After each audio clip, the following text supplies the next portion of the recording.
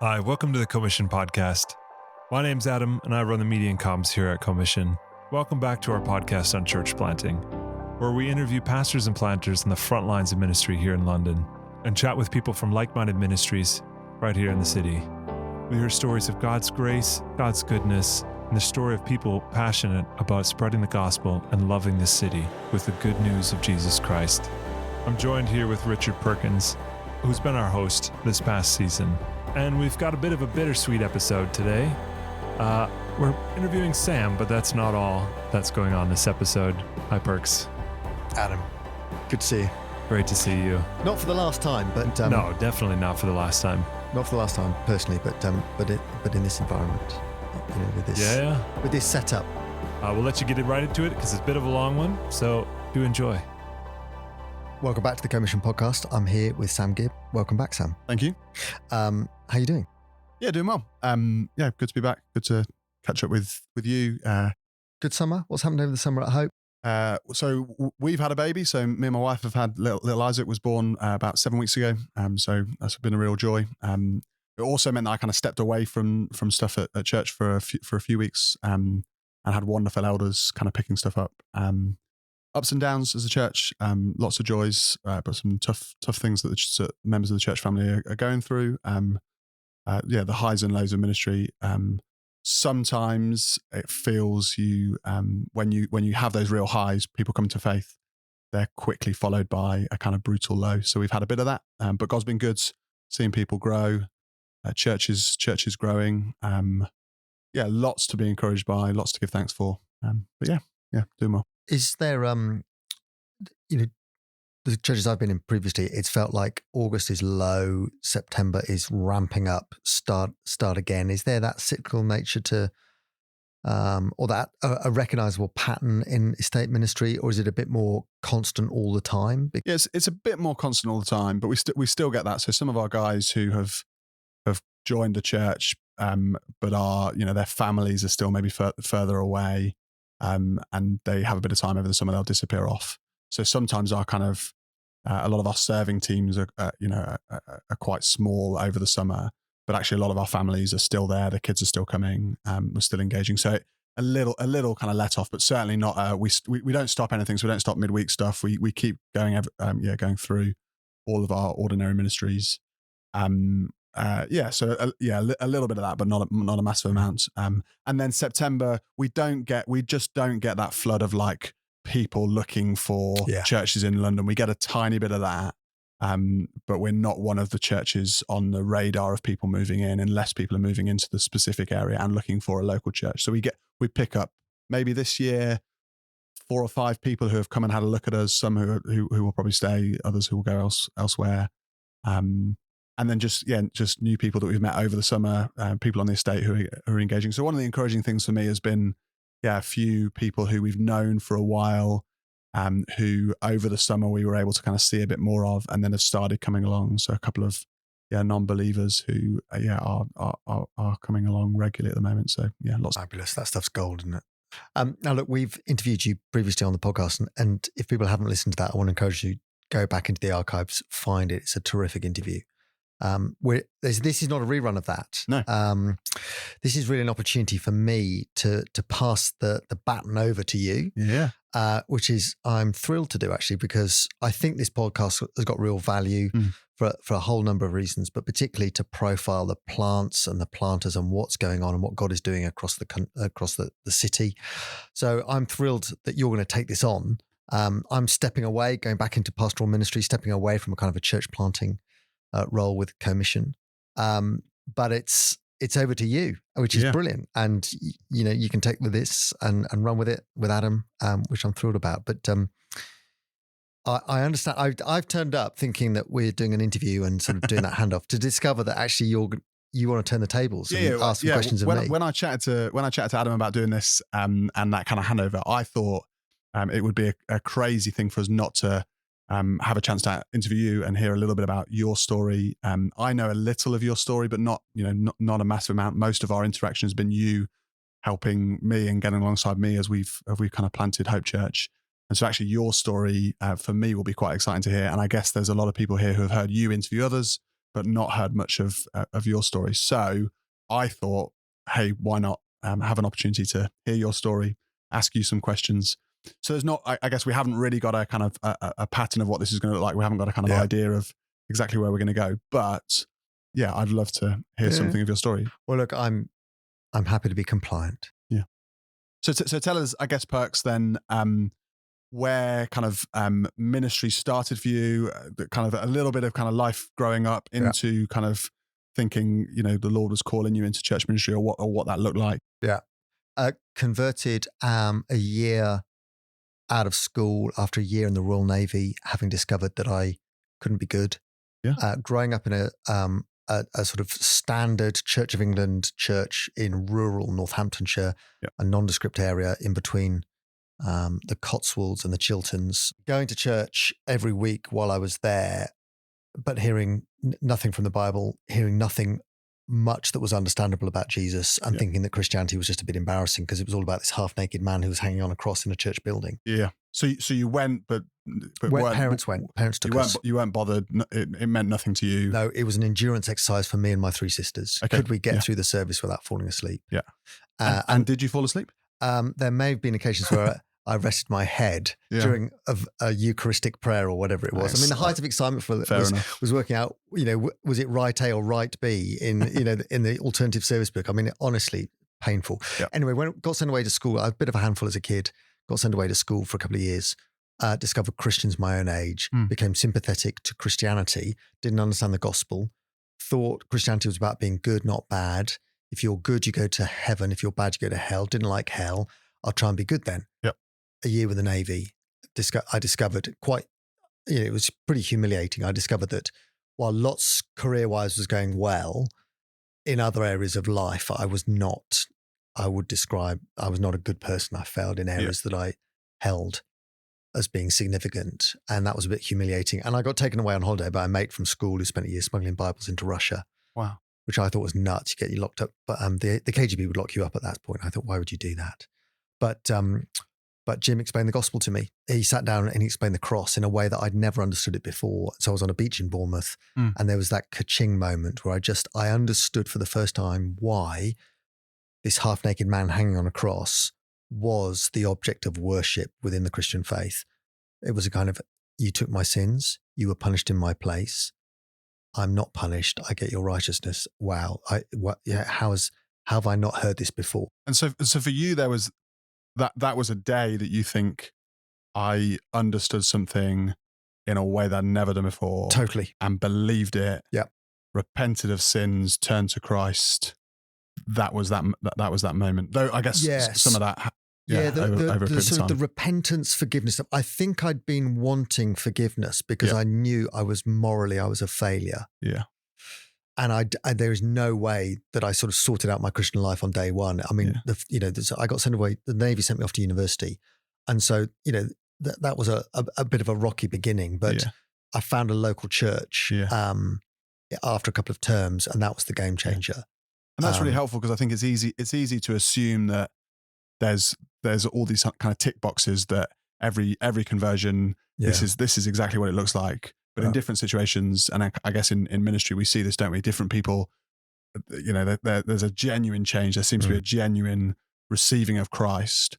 But does everybody know always everything that's happened in that process and what's been going on there? And actually, that's where the local church is so important that we can. I mean, all walk of people this through these happened things. in one sense without the local church. Yeah. And it was only once I got involved in a local church, regular pattern of Bible teaching, 1 or 2 people looking out for us.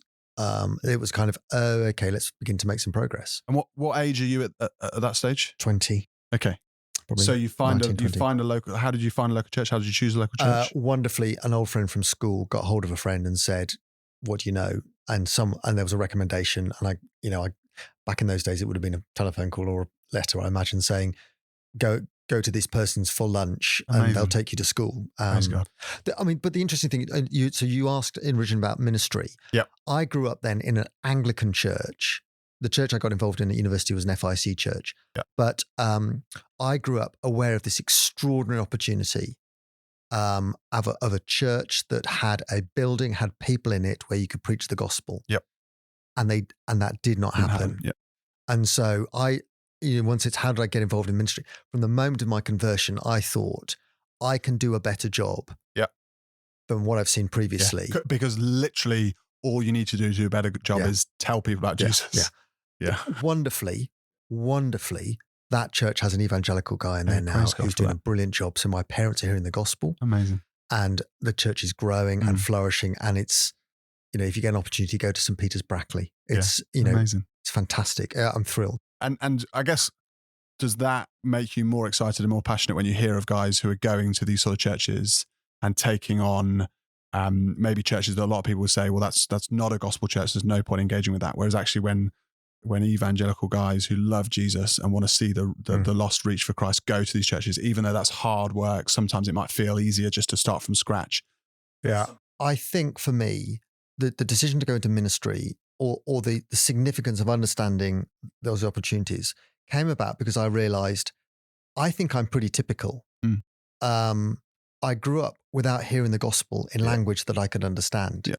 And I just thought, I think there are people like me all over the place. In other words, the Navy was full of people like me. Yeah. My rugby clubs were full of people like me. Yeah. I mean, like and unlike, but we didn't take Christianity seriously. Yeah. But the Christianity we didn't take seriously was a Christianity we didn't understand, and a Christianity that wasn't remotely like the Christianity that the Bible. Yeah, sure. So in other words, what I realized was I thought initially we need evangelists. And we need evangelists, and now I think we need Bible teachers and evangelists. An evangelistic Bible teacher is the perfect hybrid, which is the church planter. Yeah. And so, I went to theological college, and I saw guys come out of theological college go into revitalizations in the Church of England, and they were bashing their heads against a brick wall for 10 years, and it broke some of them. Yeah. And church planting was, let's just not work within the system. Let's work around. Let's get something. It's easy. Yeah. So it was easier, isn't it? The phraseology that I heard probably from Australia is easier to bring to life than it is to raise the dead. Yeah. To make new life. And you just thought, I think that's right. Temperamentally, that worked quite well for me. Yeah. Yeah. And so I thought church planting is the way to go. Right. Partly because I came to Dundonald in 1996, came to London, got involved here, and sat in what was then called Reform, which was the reforming movement within the Church of England that was trying to see political change and structural change and blah, et cetera. And I just thought, I sat in meetings for years and saw the only things I saw that produced visible change was when people said, we're going to start a new congregation. Okay. Yeah. And I just thought, temperamentally, that worked quite well for me. Yeah. There were brilliant guys doing brilliant work, but effective change there was a disproportionate change when someone said, we're starting this new congregation. Yeah. That got people's attention. And it was tangible for me. Look, I was a young man. I wanted to see stuff happen, and I didn't understand the value of the behind the scenes committee work, synodical work, and so on and so forth. But it's horses for courses. I need to appreciate that, and I do. But at the same time, I want to see stuff change because we don't know when Jesus is returning. People are dying every day.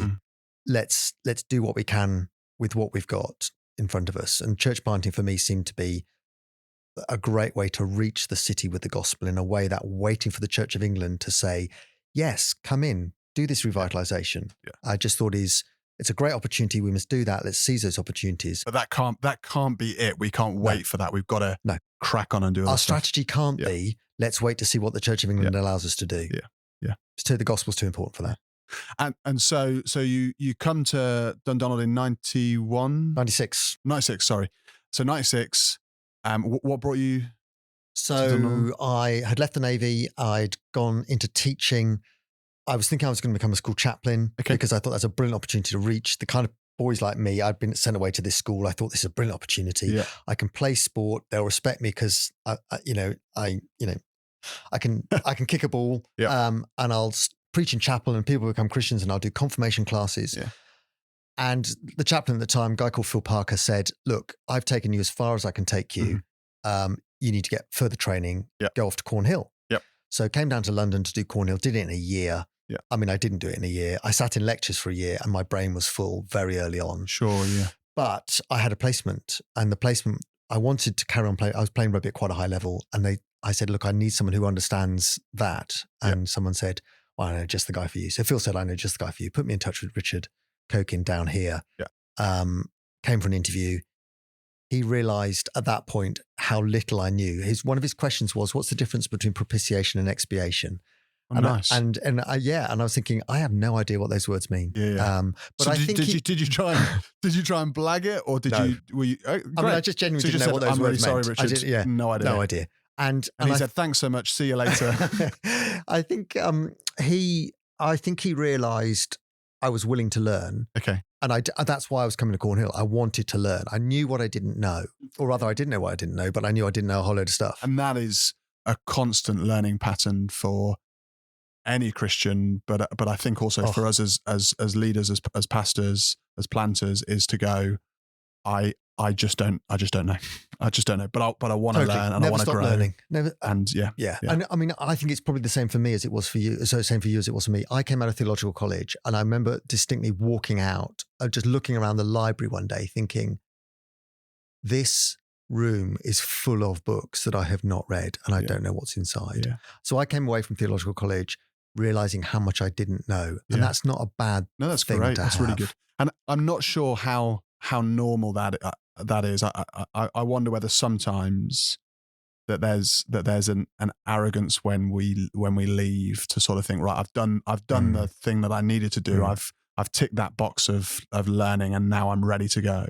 But there's a real humility, which I think you've, from my experience of you've carried with you, in the way that you've kind of taught those of us who have kind of come through your church planting training, that there is this humility of, we don't know it all. I've got lots to be humble about. Yeah. Unlike me, who there's only a few things that I need to be humble about. Look, I'm not stupid, but I'm not the sharpest tool in the box. And there's lots. Sure. I just know there's lots that I don't know. Yeah. So you come to Dundonald. How quickly after being at Dundonald did you think this is it for me? This ministry is for me. Planting is for me. Yeah. And what?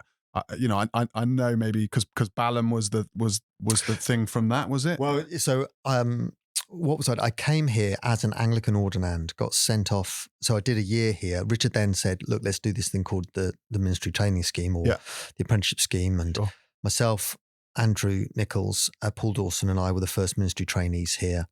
3 very different characters with different skill sets. But we loved each other and enjoyed the complementary nature of that and training under Richard. How big was Dundonald at this point? Probably only about 40 adults. Okay. And meeting how in the school old was Dundonald? It was a couple of years old. Okay. They'd had Richard for 18 months or so. Sure. So really, as a full-time leader. You're looking at a very different Dundonald. To anyone who's listening who knows anything about Dundonald, you're looking at a very, because now much larger, much more established. We're in a brand new building that Dundonald have been able to have. And Richard's done a curacy, has got no senior minister experience, but he's got energy, he's got ideas. Everything's fresh, everything's exciting. Yes. And it really was. And we were clueless about the pressures of leadership. Sure. So in other words, I was on the receiving end of a lively church family that was keen on evangelism, did Bible teaching. It was local life. We were trying to reach people locally. It was all that. It was excitement. We didn't know the pressures of, we've got to make budget. There's people are unhappy within the church. They want to leave or whatever, all that kind of stuff. The politics, it was just, it's exciting. People love Jesus. People are growing. People are being fed. People are, and we were contributing in some way. So we did, we had evangelistic courses that ran in the evening in the YMCA and we saw people becoming Christians. I'd invite people from the rugby club and they'd come to stuff, and there was a kind of, let's get involved. And meeting at the school on Dundonald in the morning. Dundonald Road, is that right? Yeah, that's right. So Dundonald School, and also meeting where Charlie is now, St Andrews, in the evening. Yeah, the evening congregation was tiny when we started. I think there were about 6 of us. St Andrew, Wimbledon, Charlie Lamont. Yeah. Okay, so I remember meeting in the side chapel. We used to turn the Blessed Virgin Mary around so that we wouldn't be distracted by her. Yeah. But then we had to remember to put it back unless we upset the vicar on the Monday. And amazing again, another church where there's evangelical Bible teaching ministry there that wouldn't have always been the case historically. What a wonderful blessing. Okay, so at what point then do you go and plant? So 2 years as a ministry trainee, sent off to theological college for 3 years. Yeah. Great privilege to be at Oak Hill, residential. Rosalind and I had 6 months out in Sydney, Australia. When did you guys meet and get married? A year or two into the Navy is when we met on camp together. Sure. And when I came to Dundonald, we started dating seriously, I think. Sure. Yeah. Just prior to that. So you got married. Marriage while I was an apprentice here. Right. I mean, she paid for my ministry training. Yeah. Both as an apprentice and at theological college. So I'm hugely indebted to her. She's been holding you up ever since. Honestly, surviving on her genius. Yeah. So after theological college, we went to Sydney. Part of the rationale for going for Sydney was wanting to see church planting in a different context, see what support systems they had in place, how that happened. What did you learn? What were the kind of key takeaways from time in Sydney? I think, if I'm honest, I went into theological college thinking you could be one of two types of people. You could either be the evangelist who saw people won for Christ and you used church ministry as an opportunity really to preach the gospel and see people become Christians. Or you were the kind of guy who, honestly, your idea of a fun night was locking yourself up with the collected works of John Owen. But you'd never go within a country mile of a non-Christian. Okay. Now, that wasn't the case, but it was easy to caricature people at theological college and prior to that into one of those two categories. And even at Cornhill, we were a bit like that. Yeah. I went to Australia and I had theologically deep, missionally driven men and women around me. And that was the first time you feel like you'd seen that in a little bit. Yeah. It was or it'd been, your eyes had been open to it. It might have been there in the past, but you saw it in a new way. Yeah. And people's evangelistic concern informed their desire to get deep theology, and their theology drove them to mission. And I just thought, I've got some work to do. So I did there, and also in third year. And I just thought, I want to be a theologically rich, informed evangelist who tries to reach people with the gospel. So that was a real challenge. I think there's a can-do attitude out there. There's a culture. I love Australia. I felt like I'd come home. It was open, honest, robust. Yeah. The sun shone. And they play cricket, and I can't stand cricket, but I know you can't stand it. I mean, look, I enjoy cricket, but I prefer rugby. Okay. And they play rugby, I guess. Played rugby and played footy. And it helped that, obviously they got 2 left feet. So I was one of the best football players there. So no, that's not true. They were very good at cricket, and they played cricket every break time. Sure. But we had a great time there, learnt lots, made some good mates. So then come back. Yeah. And Richard says, he came out to Australia. He was out and said, look, we're thinking of church planting. Do you want to lead a church planting to Balham? Yeah. We went back that night, looked on the internet to find out where on earth Balham was, what was there, what it was like. Yeah. And at that point, I hadn't got the curacy sorted out. Okay. This would be my curacy. I'd be doing it, sort of, not quite leaving the Church of England, but all of that. It'd be a step aside. Temperamentally, I was fine with that. Yeah. Came out from theological college in order to lead the church plant into Balham, which happened about 21 years ago. Yeah. With a brilliant team, a senior elder called Gordon Reed, who was a great help, great friend, real sort of wise sort of counterpunch to my young zeal. Yeah. With a terrific little team around us of about 20 to begin with, planted with about 25. Yeah. And did that for 15 years. In your ministry over the last however many years, what would you say some of the real high points have been? And I'm also later I'll ask you some of the low points, but I'd love to know some of those real kind of joys. It's reductionistic, isn't it, to say ministry is people? Yeah. But it kind of is. Yeah. It's the heart. Yeah. Of ministries. In other words, I used to be really nervous, and I've said this to other people before. I'm really nervous when I ask people, why do you want to go into ministry? I love teaching the Bible. Yeah. Yeah. Right. Let me stop you just there. Yeah. Off you go. Come back in a couple of years' time. Once you realise the right answer is, I love teaching the Bible to people. Yeah. Yeah. So, the highs are, honestly, people getting converted, people becoming Christians. Yeah. And so, that is just thrilling. So I think a handful of people who came to faith as a result of what we did probably in Balham and God's kindness. And you just think, their eternity has been changed by what we did. And, we'll come to this in a while. And there was a church plant that we were involved in just fairly recently we had to close. As far as I'm aware, only one person was converted as a result of what we did. People's lives were changed, but one person was converted. Honestly, she made it worthwhile. Yeah.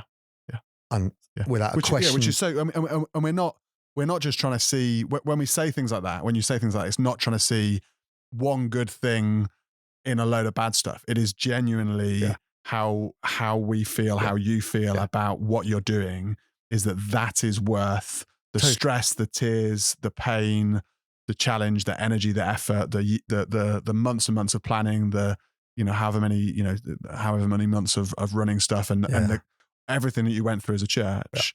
To know that is a soul change, to know that is a person who knows the joy of Christ, makes everything worth it. Yeah. Yeah. It is humanly speaking, but not just humanly speaking, we do it for God's glory. Yeah. We do it for Christ.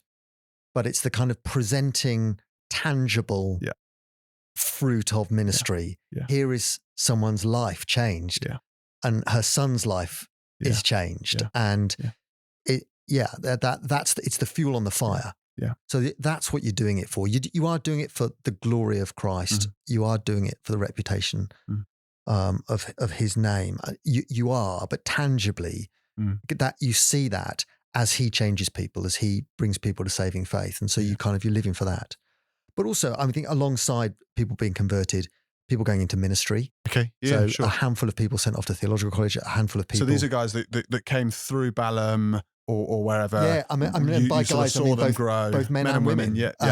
In ministry positions, as children's workers or women's workers, or going off to theological college and training, coming out and running congregations and going overseas. South Africa and Australia, for example. You just think those are the highs. It's the people who capture the vision, who partner with. They're just a joy to work alongside and work together to bring people to maturity in Christ. I mean, I'm preaching Colossians at the moment, and Paul's saying, I mean, I love the word he uses. He uses the word agonizomai, which is, it's just such a word. What is it like to do genuine ministry? Honestly, it's agonizing. It's gut-wrenchingly, laboringly intense in order to present people perfect, mature in Christ. And you just think, that's the work. And it's great to be back doing it, to be honest. Yeah. Yeah. And we never want to lose that deep sense of the heart that Christ has for His people. When we feel even just a small amount of that, and then get the joy of seeing someone come to faith. Yeah. I guess the flip side of that is the other side, which is the agonizing of the gut-wrenching heart going out to those who are walking away, or when things are not going well. Yeah. Tell us a little bit about maybe some of those sadnesses, some of those trials, challenges, struggles that you've had. I think ministry is hardest when you don't see fruit. Isn't it? I mean, that's you're putting in the hard yards and you're thinking, I think I'm doing this right, and I'm not seeing anything. And you look at your own heart and you think, I am sinful, and I'm not being as godly as I should. I'm not praying as much as I should. But notwithstanding that, I don't think there's a massive material change to how I used to do it previously. And so it's kind of understanding that, isn't it? Given who I am and what I'm doing. I liked it when people were becoming Christians and going into ministry. Yeah. When that doesn't happen, that's frustrating. It's harder to make sense of what's going on, I guess. And people are the joy and people are the frustration. You get frustrated with yourself. Yeah. I mean, and I think some of the low times have been where I've been aware of my own limitations and my own wickedness. Yeah. And those are not comfortable times. They're valuable times, but they're not comfortable times. I think I got pretty close to burnout before a sabbatical. And I think probably my sabbatical saved me from, sounds a bit melodramatic, doesn't it? Saved me from possibly falling into really unhealthy patterns of sin. Okay. I think so. Having that break that allowed me to step back from ministry and just go and look at my Christian life and realize, hang on a second, you've got a ministry life. Yeah. I'm not sure you've got a Christian life that's really worth it. It's certainly not what Paul had in mind when he penned those requirements for eldership. Sure. So I think that was a healthy opportunity to sort of step back and just put that back together again. Do you think that came too late? Do you think? Yeah. You should. Okay. Yeah. How long into Totally. ministry did sabbatical come for you? It was 2013. I've been in since 2002. So came out of theological. So it was 11 years. But those 11 years of church planting. Yeah. And you know what it's like with church planting. Yeah. You haven't got enough. Yeah. That's the whole point of church planting. It's not there. It's not. Yeah. Someone doesn't give you the Lego set and say, please build it. Someone shows you the model and says you've got no Lego. You've got to find the Lego. Yeah. It's everything's startup, and it's you've not got teams to lean on or people. You've got good people around you. And totally. But there isn't a blueprint. You're inexperienced as well. I mean, it's been really interesting going back into pastoral ministry this time round. And look, I'm 2 months in, so ask me in a couple of years. Yeah, it's thrilling. Not feeling how I felt at Balham, which was I felt like a kind of ministry, a sort of spiritual entrepreneur in some sort of startup. Sure, yeah. Everything depended on me. Yeah. And that's sometimes a lie that we tell ourselves. Like there's truth there, but there's also we almost feel like we've got to just keep producing stuff, and if we show weakness or failure, then everything. That's something that I've learned consistently has been actually, if I don't do this. Sometimes that's okay. Yeah. But my thought is, if I don't do this, no one will do it. Therefore, I've got to do it. And I think sometimes that's a lie. But there's that balance, isn't there? There is. Yeah. It's extraordinary going back. I mean, I made the mistake of looking at sermons that were preached back in 2002. It is remarkable that God grew a church. Yeah. I mean, honestly, and we need to hear that. And I've said that to you lot, and you look back and think, what did God use? And it's like, I look back on last week sometimes. Man alive. Yeah. I mean, just, Yeah. I mean, it's Philip Jensen who says, isn't it? If you come out of theological college and your preaching isn't boring, it means you didn't learn anything. Wow. There's something in that. There's something in that. But I took that to the nth degree. I mean, my sermons in 1 Corinthians. You were like, this is an excuse to be honestly, so it's dull. Honestly, it's like reading I mean, they're brilliant notes if you wanted to take them and do something with them. Yeah. But it's not a sermon. It's like a commentary. It's just it's turgid. But God was kind. Yeah. But it's lovely being that bit older, thinking, I've learned some things. I've learned God is good. He works through me. I genuinely do believe that, planting, watering, he who does either of those is nothing. God is the one who gives the growth. He'll work through us. And in one sense, it's slightly liberating going in this time round saying, okay, I'll do what I can with what I've got. We'll pray and we'll see what the Lord does. Yeah. But we're in the Lord's hands. Yeah. Whereas I think first time round, I took too much to myself. I was exhausting. I drove myself too hard. I probably drove others too hard. Yeah. And I can think of, there are 1 or 2 people who actually would say, yes, you did drive us too hard. Yeah. And I think I think they're true. I think that's right. And I regret that. But I think it came from a place of not only insecurity, but this matters. Yeah. Church isn't a game. I mean, one of the guys who served us most in the early days of our church plant, if I can put it in these terms, James Marr served us by dying unexpectedly. Yeah.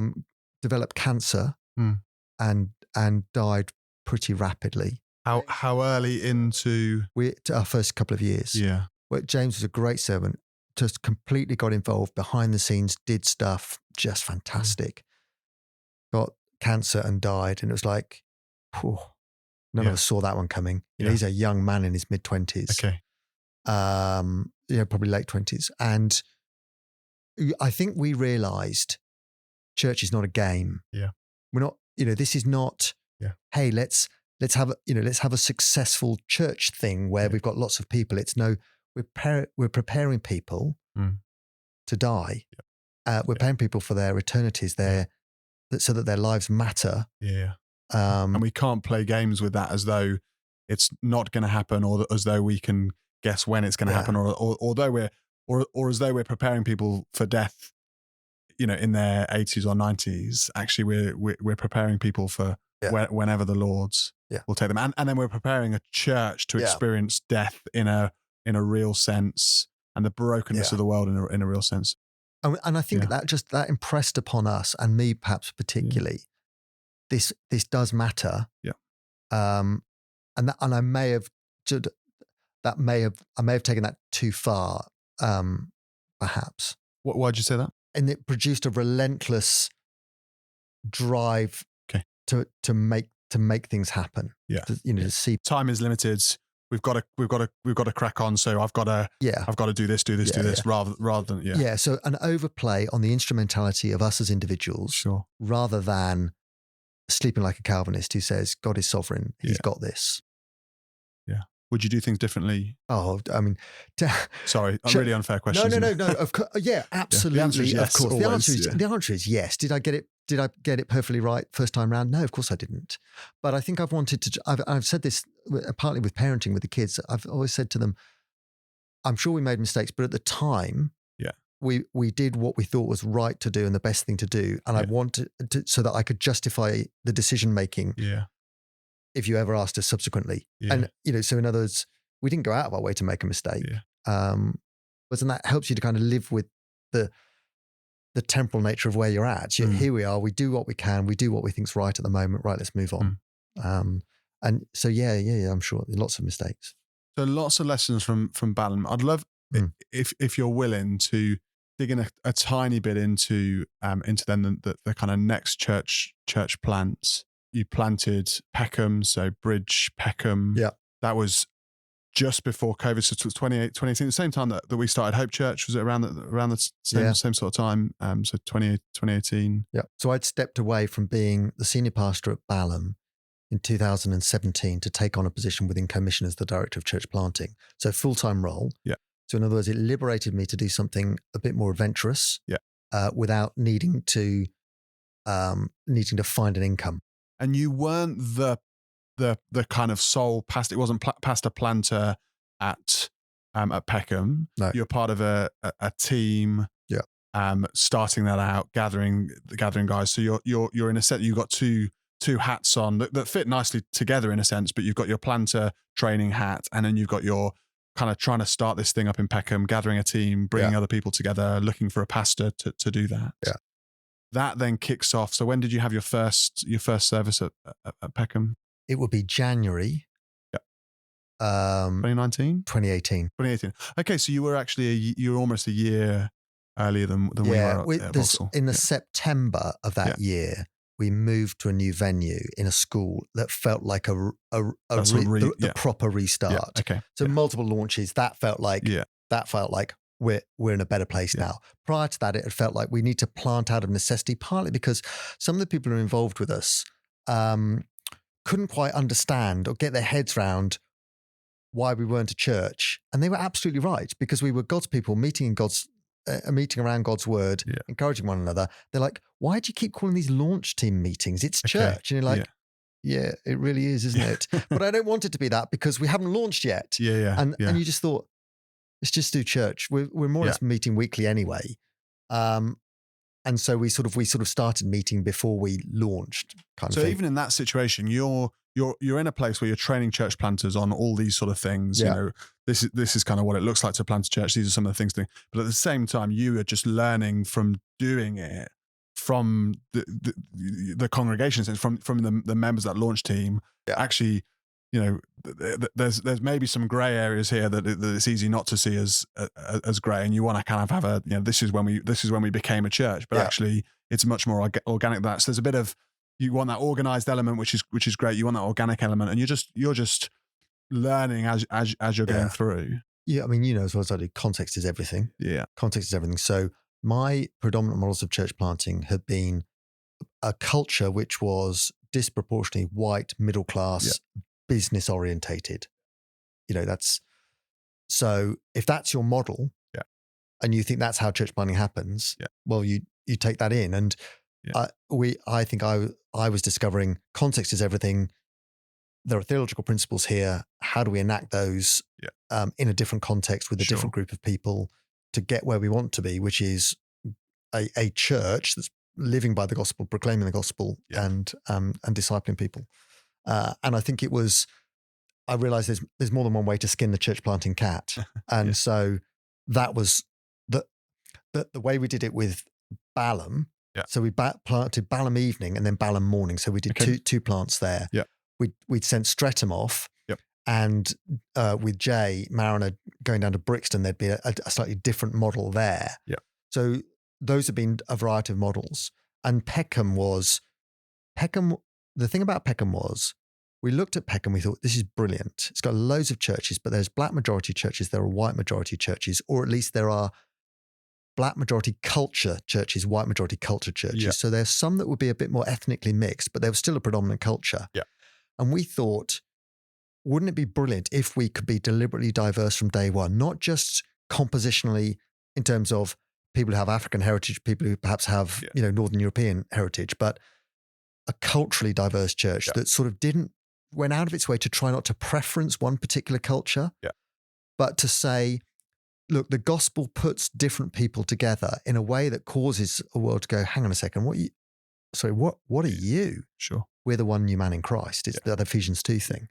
And so we wanted to try to be deliberately diverse from day one, which meant that the leadership team composition initially was African heritage, with Adrian in particular, sort of English heritage, myself and Nigel, but we probably got that makeup wrong. But in one sense, church planting, you work with what you can get. And Adrian, to his credit, coped with these sort of two somewhat opinionated white middle-class men in their middle ages, But I was trying to be. And he's a young guy at that stage. Would he been late 20s, early 30s? Yeah, late 20s, coming out of theological college, out of London Seminary, so more inexperienced. Yeah. So we were the team. He was the planter. Yeah. But we want to protect him from the burden of being the senior minister and everyone kind of coming to him assuming that he had all the answers. And behind the scenes, Adrian and I would meet and we'd talk about what was happening, how it was happening, what do we think should happen, how do we make that happen. Yeah. And in trying to provide a sort of a degree of sort of mentoring as well as coaching for him and his development, because we realised the long-term future of Bridge Church Peckham would rest on having particularly perhaps a young black pastor. Yeah. Okay. If you put Nigel and I there, you've got a bit of a lean into white majority culture. Yeah. You've got to address that. Yeah. And then when Rufus came on as an additional elder, Nigerian heritage, that was a good mix as well. So look, by the time we went into lockdown, we thought to ourselves, this is hard work. Yeah. It's great. Yeah. I think it's working, but we're vulnerable. Yeah. We're making mistakes, but people are forgiving. Yeah. And we did make mistakes and people were forgiving. And we went into lockdown. We're about 30 adults, 20 kids. We just had our first sort of evangelistic course thing. Someone had just been converted. We'd launched home groups. Yeah. And we thought, this is great. This is, we're going somewhere. This is hard work, but it looks like it's working. And then lockdown hit. Yeah. We go online. We had to deal with differences of opinion on when we should meet, how we should meet, whether vaccines were a good idea. This is probably familiar territory for you. We dealt with this stuff, The George Floyd murder took place. Yeah. We had to respond to that or not respond, and there were misunderstandings. Yeah. We're all doing this online. Yeah. We're in Zoom church. And then brutal. Adrian, for understandable reasons, decided that he wanted to relocate and has gone to do missionary church planting in the Netherlands. Yeah. And you think, well, very wonderfully, he asked whether he could go. It's like, man, you can't stand in the way of that. That's where you're going. No, you can't take the gospel. Yeah. So he's working, particularly wants to work with Ghanaians who've relocated to the Netherlands. That's also his heritage. So he's got, okay, what do we do here? Well, let's get through. Yeah. Let's get through. And the lockdown kept going, didn't it? The pandemic persisted. Yeah. We found that the pandemic accelerated people's decisions making. Yeah. So understandably, a group of people said to themselves, hang on a second, I'm in a 1-bed flat here. Yeah. The pair of us are working. Yeah. We've got an internet connection. I'm still doing my work and it's all online. Yeah. I could go and live outside the M25. We can afford a house with 2 bedrooms and a garden. Yeah. And I don't need to worry about the commuting costs because we're all working online anyway. Yeah. So people start understandably to make decisions and to so leave. They start saying to you, thanks so much. Yeah. We've loved this. It's been exciting to be part of this, but we're actually going to go. Yeah. And that starts happening one after another after another. Well, if you're 30 and you lose your lead pastor and then another family goes, and it starts to look, you're a little bit smaller. So at what point do you then go, I don't think this is viable anymore? How was that? Like what? Like how do you make, like if there are guys engaging with this who have been through that or may go through that in the future? How do you make that decision to say this is not viable anymore? Yeah. Do you think there's a black and white to that? Do you think it's and how did you make that decision? And what was that like to make that decision? I think most church planters are double-brained, aren't we? Yeah. In others, I know James says to have two minds is a bad thing. Yeah. I think there is something in the church planter that will never give up. Yeah, yeah. And actually, you need that. Yeah, yeah. But you also need that another brain that says, I'm not sure this is, and that's the wrestle for some when you don't see fruit and growth. Yeah. And I think you need other people. Yeah. And so. Yeah, certainly, even when there's not that other brain, there's definitely that other person who's willing to say, actually, mate, this is. I've had conversations with some us. of our church planters in commission, and I've looked them in the eye, and I've said, I want to see. Do you want to stop? Yeah, yeah.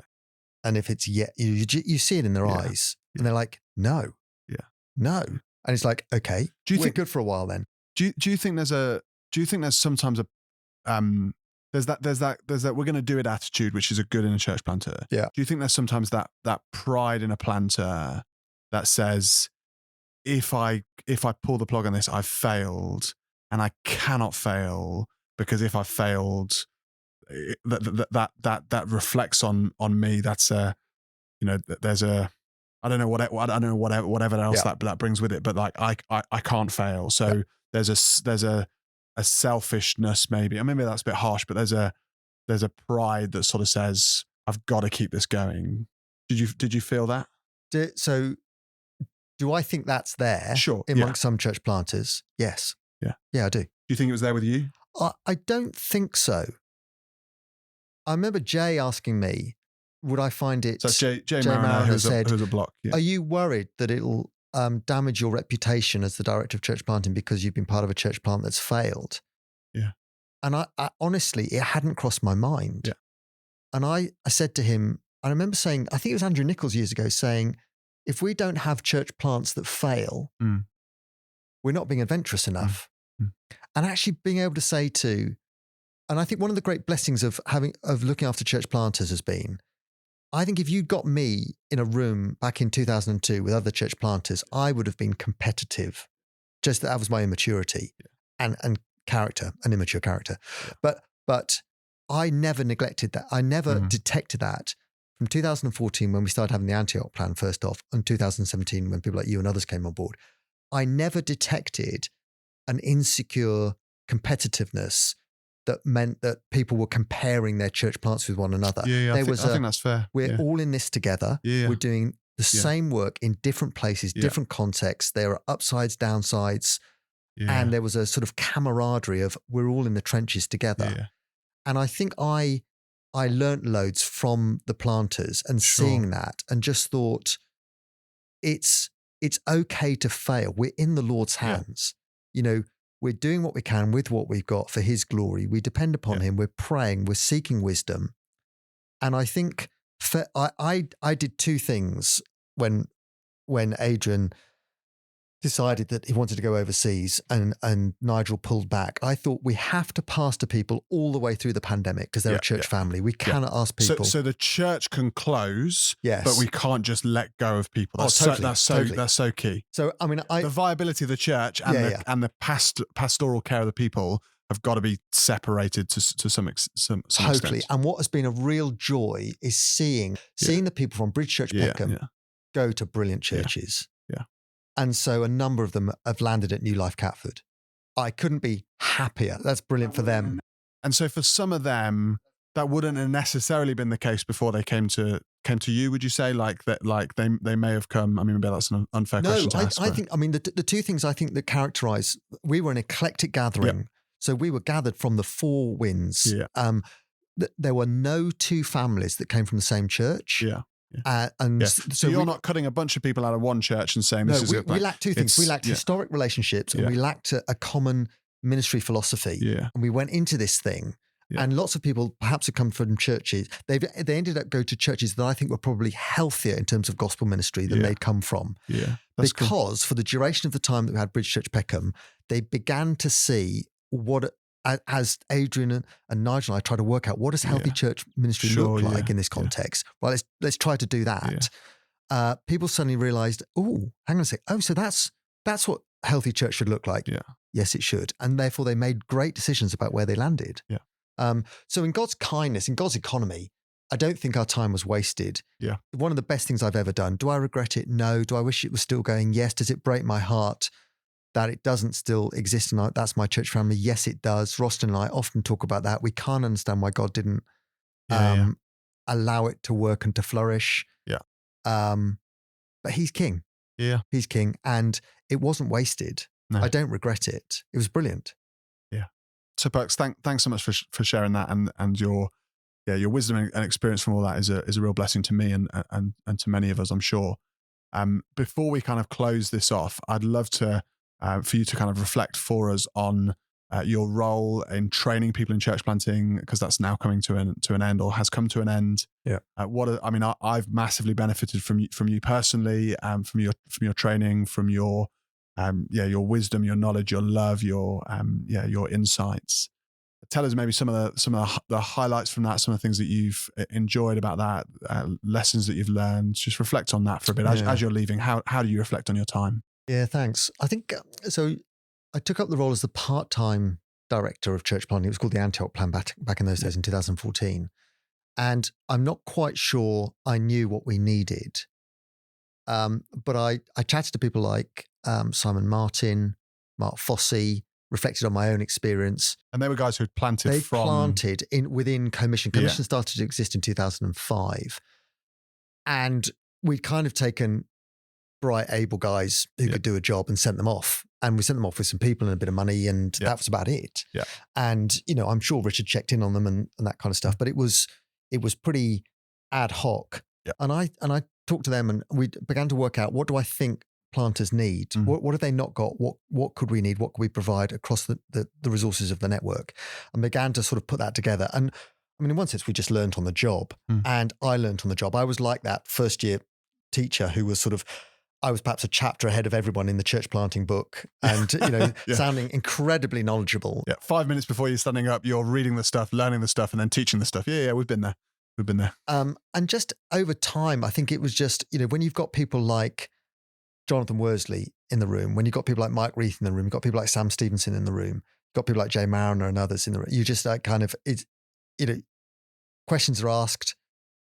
Ideas come forward. You start you become part of a band of brothers that are asking the same kinds of questions, which is, what are we trying to do? How are we trying to do it? Yeah. What do we need to know? And I had capacity to be able to go away and think, right, okay, strategic planning. Yeah. Ooh, that I've never. What is that? Yeah. Right, I'll go away and read. So this wasn't your bread and butter. You didn't come in going, I've got this stuff. I thought massively about this stuff when I planted. I learned all this stuff. You're kind of going, here are some of the things here are some of the questions that are being asked as we meet. What do we need to think about to answer some of those questions that these guys are asking? So so it is a really organic. So the planting thing within Commission has been very organic, both in the plants sent out, but then also in the training of those planters. Completely. And that's great. In 2017, I became full time, and the first thing we did was looked back at what we'd done over the last 3 years. Yeah. And we a hoofing great document that I worked out with Werner Baumke, and we looked at what had we done, how had it gone, what were some of the things that we could pull out. Right, if we're going to plan going forward, what do we need to put in place? Sure. Yeah, I mean, it was interesting. I absolutely wanted to give people the Bible. Yeah. Just an instinct from earliest days of conversion. So in other words, we did the pastoral epistles, 1 Timothy, 2 Timothy, Titus. We taught the Bible, and in one sense, I wanted to feed people, as well as equip them for ministry. Yeah. And it seemed to me those are the books to do. And then we started asking questions like, what is a church? What is eldership? What's a training pipeline? evangelism. What are we trying to do? How are we trying to grow? And it became clearer as we went what we needed to think through. So we ended up with a kind of a curriculum, really. But we realized the planters' needs were not going to be satisfied by simply putting them in a room and lecturing them. Yeah. So training is an aspect. It's a perspective that the planter needs. He also needs other things.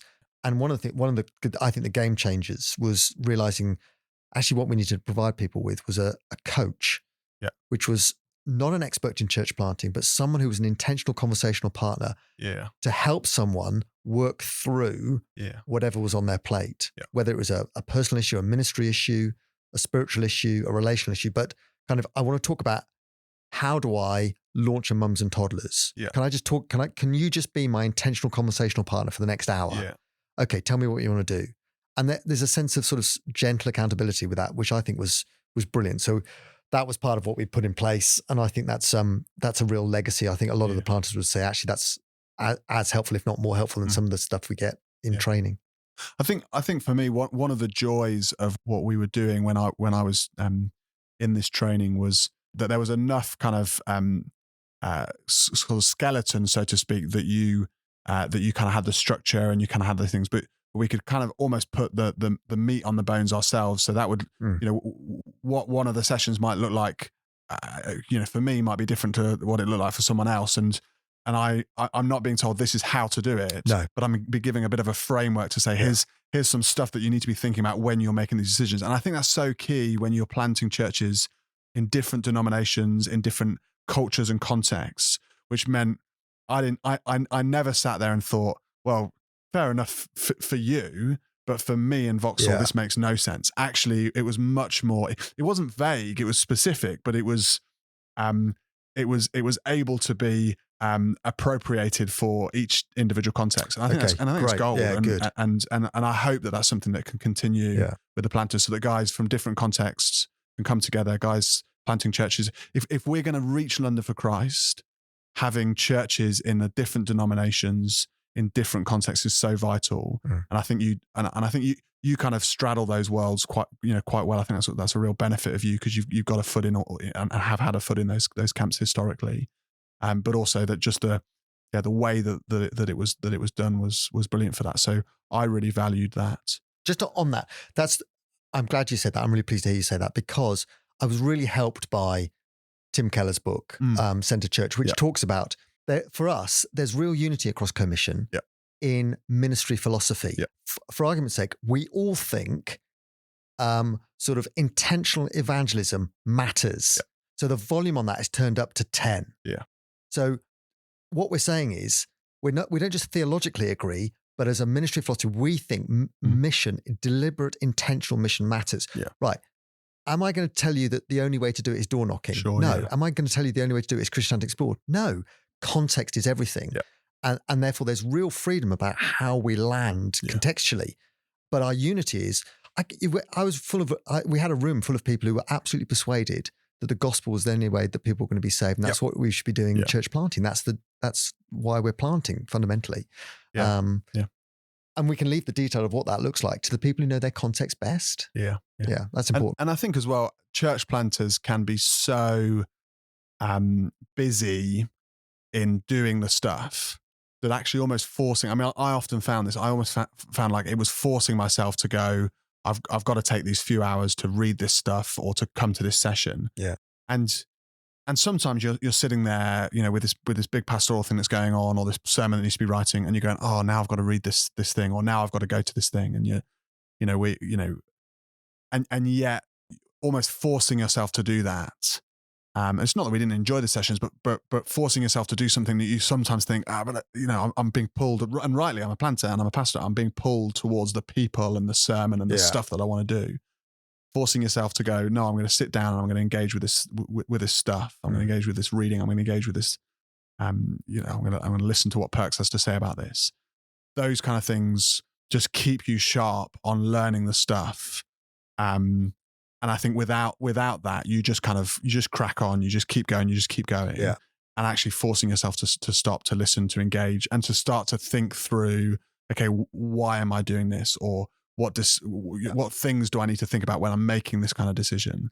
And I think that's so vital. I mean, I massively would encourage guys thinking about planting to engage with the planting stuff that we do, and I'm sure there's other stuff out there that's being done well. The game changer is the doctrine of our stewardship of the resources God's entrusted to us requires us to be intentional, not accidental, in terms of our church planting. So it is music to my ears to hear you say, "It made me think." It made me think about what I'm deliberately going to do. Yeah, brilliant. Whereas I think when we planted Balaam, it was accidental church planting where I just did what I saw had been done elsewhere. And it just so happened that it worked because God was kind and we were in a sort of contextually similar situation. Yeah.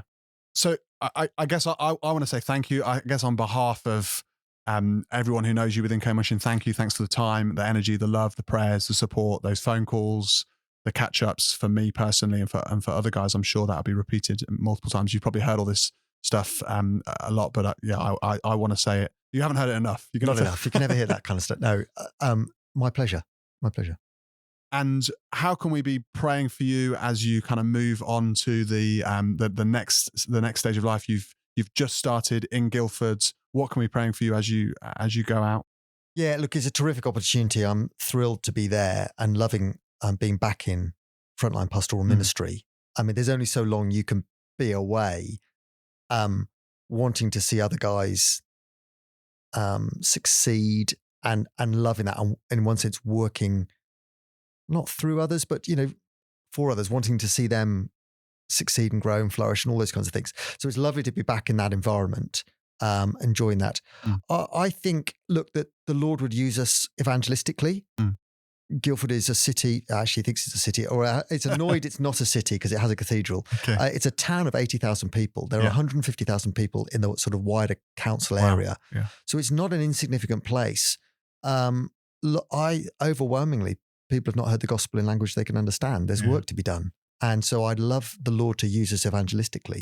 There are sort of 15, 20,000 students on the doorstep at the University of Surrey. Yep. Apparently, according to the Sunday Times, 21st best university in the country. How you work these things out, I have no idea. But there you go, just a bunch of students, at a critical stage of their life. Lots of young people. Part of the reason people go to Guilford is for the schools. So there's lots of teenagers. So people with ministry opportunities, a life of ministry opportunities ahead of them. So I'd love for the Lord to use us to equip people envision people for ministry in that environment. For me personally, that I'd continue to grow in godliness and ministry competency. I think those two things never go away, do they? They never stop learning. And that the Lord would use us for His glory. Perks, thanks so much. You've expressed to me that you're sad to leave London. We're sad to see you go, but we're excited to see what the Lord has next for you, for Rosalind, for the family. I'm going to be praying for some of those things after we kind of close here. And people who are listening, we'd love you to be praying for Perks and the family as they disappear. It's been a pleasure. It's been a joy. I'm looking forward to stepping into there. I think you've got probably smaller feet than me, but I am looking forward to trying to squeeze into your shoes and metaphorically step into bigger shoes. Grateful to God for you, brother. And we'll speak soon. Thanks, Sam. Thanks, guys. Well, thanks, Sam. There's a new duo in town. There is. You and me, brother. Looking forward to it. Looking forward to it as well. Many conversations to be had. We got a great lineup this year. We'll be pivoting a bit to try to interview people more outside of the network. Yeah, a little bit of that, yeah. Folks from London City Mission, from the London Project and others, as well as some new church plants that are starting up. Looking forward to working with you on this as well. So can't wait. Thanks for inviting me to be part of this. There may be some sneaker culture things snuck into it as well as church culture, because we're both a big fan. That's true. We both have nice kicks on right now. You can't see it, but great conversation with Perks. I've hugely benefited from his friendship and from his mentorship in some ways. Just listen to the wisdom come from him. And I'm really praying that legacy and his involvement in church planters and in the lives of people in that context would carry on with Co-Mission's work. There's been some great groundwork built over the past 20 odd years. And my prayer is that continues and more churches are planted and more people are reached in London. Culture's been set and the foundations are there. Really grateful to God for Perks, and we'll miss him massively, but onwards, upwards, more planting to do. more places to reach many, many, many more people who don't know Jesus, who need to know Jesus. And Amen. Can't wait. Well, that's it from us here. Stay tuned, and we'll be back with more episodes.